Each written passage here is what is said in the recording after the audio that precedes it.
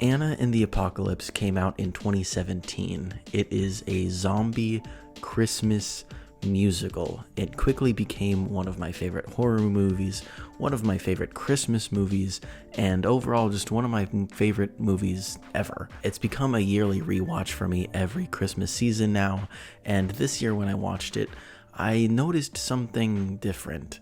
I noticed how just unspecial the main character of Anna is, and how all the side characters are a lot more developed than her, and it got me thinking, is that the point? Within the first 10 minutes of the movie, we know a lot more about the side characters than Anna herself. Like John, who's Anna's best friend, has a crush on her, and is going to art school for college. There's Steph, who writes for the school paper and cares about activism. She feels lonely because her parents and girlfriend are out of town for the holidays. There's Chris, who's an aspiring filmmaker but doesn't have anything real to say. There's also Chris's girlfriend Lisa, who likes singing and is performing in the talent show. Then there's the main character of the whole movie, Anna. The only thing we know about her is she wants to leave. After high school, she wants to take a gap year and travel to Australia, and this is what the first song, Break Away, is about. You know, how she wants to break away. She sings, quote, "I feel chained and bound to this hopeless town, and I know I must break away." That doesn't really give us that much to work with personality-wise or interests. Every other character in this movie just fits into some high school stereotype, like Nick, who is Anna's ex-boyfriend and is just the typical sort of meathead F-boy. There's a joke that Lisa says that only people with no self-respect would date Nick, so that maybe gives us the insight that Anna doesn't respect herself, she has low self-esteem, but in the movie we actually see her stand up to Nick multiple times and challenge him, so that's really not the case. Maybe it was in the past, but I think she's over that now. As for activities, Anna does work at a bowling alley with John, but she doesn't seem to particularly like it because she's only doing that for the money to save up to go to Australia. Speaking of which, there's her dad, which disapproves of her leaving to go to Australia. He wants her to go to college, or uni as they call it.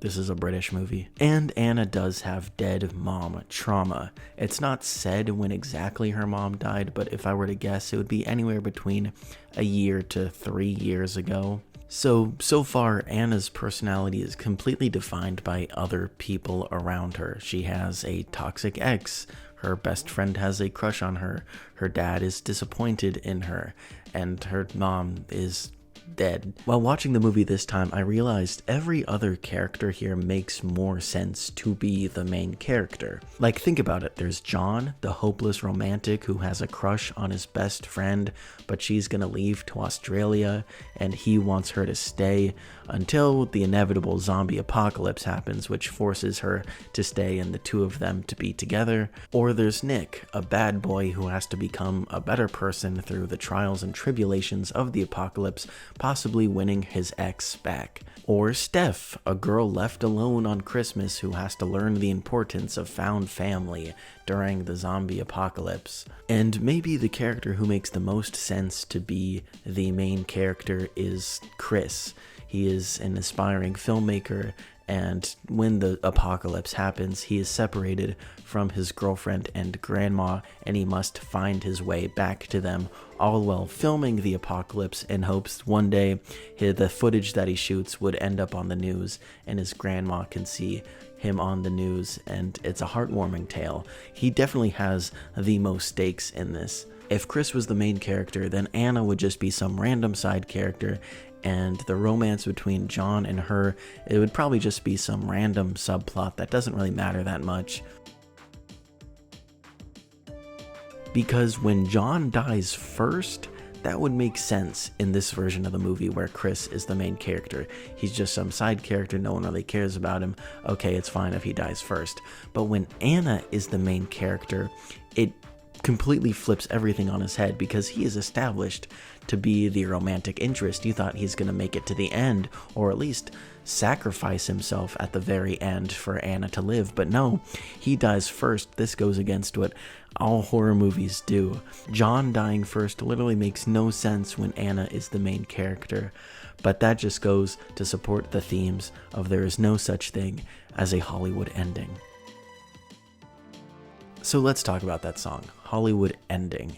It takes place in the cafeteria where all the kids are singing about how they feel they've been lied to by Hollywood, by the romanticization of life and how you always get the girl in the end. There's always a happily ever after, but that's just not true in real life. And of course, there's some meta context here of this being an indie film made outside of Hollywood, and this is sort of the filmmakers going, hey, we're not a Hollywood movie.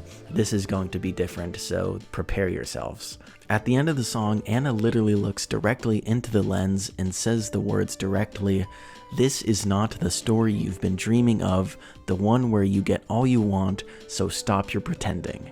There's no such thing as a Hollywood ending." This is foreshadowing that the characters you will grow and love over this movie might not all make it to the end, and Anna, well, she might not end up with one of the romantic interests. We also do learn a bit more about Anna's character through this song.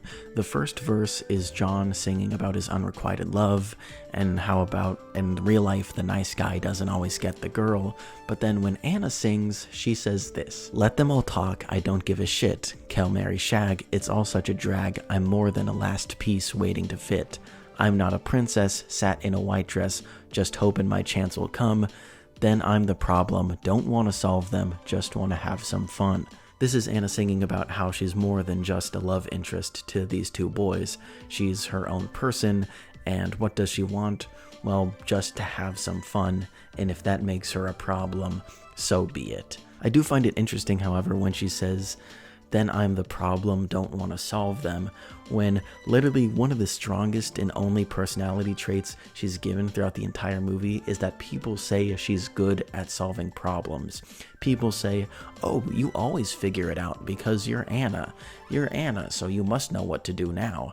And we really do not actually see her make a big decision in this movie, except for one part, which is at the bowling alley when all the military people are dead, and she goes, "Hey guys, let's just still go to the school because my dad is there," and then they all agree. So her personality to this point is still pretty undefined, but I kind of like that because it's refreshing to see a high school movie where all the characters aren't put into some stereotype or clique. I think it makes it much more realistic. It's very common to not know what you want to do after you graduate high school or even college. Anna is just a very common, normal person. John even gives her a pep talk after they leave their work shift when they're walking home, and Anna opens up to him about how she's concerned for the future, about like, what if I'm making the wrong choice about going to Australia? And John does give her a very good pep talk, but it's also very vague. He just goes, well, you'll figure it out. You'll one day be big, successful, and, I'll be in your shadow. John's pep talk might have been vague, but it seems to have worked on Anna because afterwards we get the song Turning My Life Around. I know some people watch this movie and might get confused about how Anna is all of a sudden so happy when she wakes up on this random morning, but I really do think it is because of the pep talk John gives her, and she gets just that reassurance she needs that everything is going to be okay from him, and John is really happy because he thinks he just had a romantic moment with his crush. New morning, feels different than before. It's dawning, this thing I've been waiting for. I'm waking, spent too long playing dead. I'm shaking these blues out of my head, not letting anybody bring me down. I'm ready for turning my life around. I want to focus on the spent too long playing dead line. Not only is it a pun because zombies are now running around her, but it goes to show Anna's character progression through this movie. Because what if I told you the movie is actually about Anna becoming aware that she is the main character of her life? In the song Breakaway, it's about how she feels trapped and wants to leave. In Hollywood Ending, it's about how she feels defined by labels. And in this song, it's her making the active choice of turning her life around. She's been stuck in the negativity of feeling trapped, And now she's realizing, you know what, I'm going to be stuck in high school for a few more months anyway, might as well make the best of it. Anna's dad actually notes this at the beginning of the movie when he's like, hey, why don't you go out and go to the talent show? That seems fun. Go out and live your life. And she's like, no, I have to go work so I can get money, so I can leave here. So she's so focused on the future, she forgets to live in the active present. She sings, everybody's dying here to tell me how to live, but I'm not listening, I got so much more to give. At this point, she is a total nonconformist. We heard her say she is not a princess, she is not a puzzle piece, and now she doesn't want people telling her how to live. She hates labels and boxes because she's more to that, and this song is her taking up the main character mantle. Okay, I know I've barely talked about the zombie aspect of this movie, so let's talk about it.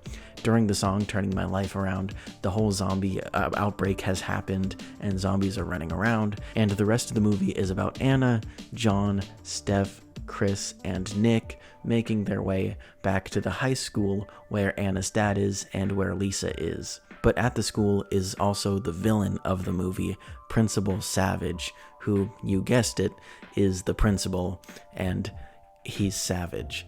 He is obsessed with the label of principal and is a cautionary tale of what happens when you only care about one thing and don't really have any other interests or social life outside of that. He goes on a power trip since there are no other leaders left, and Paul Kaye gives an amazing, over-the-top, stereotypical villain performance. So now, our villain is a walking cliche, and our hero is undefined nuance. So they finally make it to the school, and they might have lost some people along the way, but now it is time for Anna to face off against Principal Savage, where he has her dad tied up, all villain-like, and here's where we get one of my favorite songs from the whole movie, and it really illuminates the point I'm trying to make here. The song is called Give Them a Show, and I'm just going to read the first two verses that Anna sings. It's been said the world's a stage, and everyone must play their part. Well, if that's true, I'll act with all my heart. I'll take my cue to go, stand neath the spotlight's glow, and give them one hell of a show. There are some things in life that you just can't control, but I'm ready to fight. I was born for this role. I will do all I can, for I go to my grave. There is good on this earth, and it's worth trying to save. First, let's talk about the everyone must play their part and I was born for this role lines.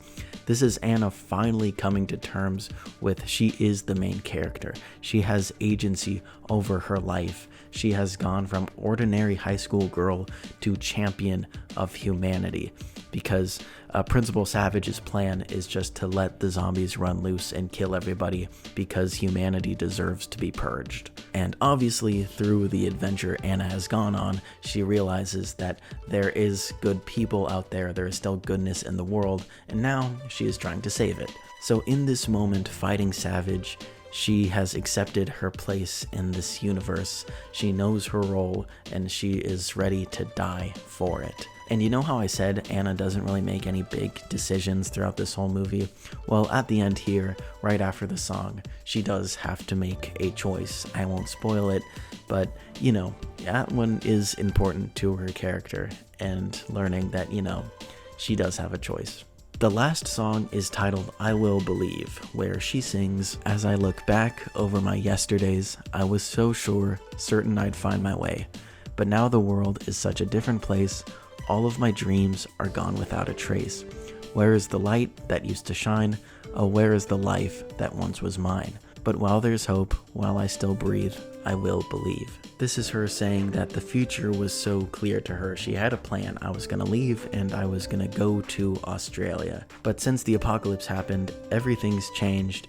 And of course, this is still a Christmas movie, so she still has to hold out hope and believe. This is Anna's reckoning moment, about how she spent her whole life fantasizing about the future, fantasizing about wanting to leave.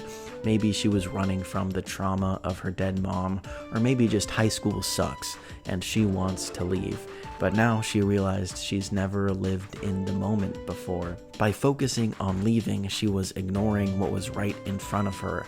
her friends, John, Chris, and Lisa, and her dad. She's been taking them for granted and has never truly lived in the present until the zombie apocalypse forced her to. Because, you have to be pretty vigilant. In conclusion, Anna may seem boring on the surface, but in reality, she's relatable and realistic. We all know someone like her, or maybe we even were her. Show of hands, who didn't have their life figured out by age 17, senior year of high school? Through the course of the movie, we watch her regain control of her life, both physically against the zombies and metaphorically. And it teaches you that even if you feel like a side character in someone else's story, that's not the role you were born to play.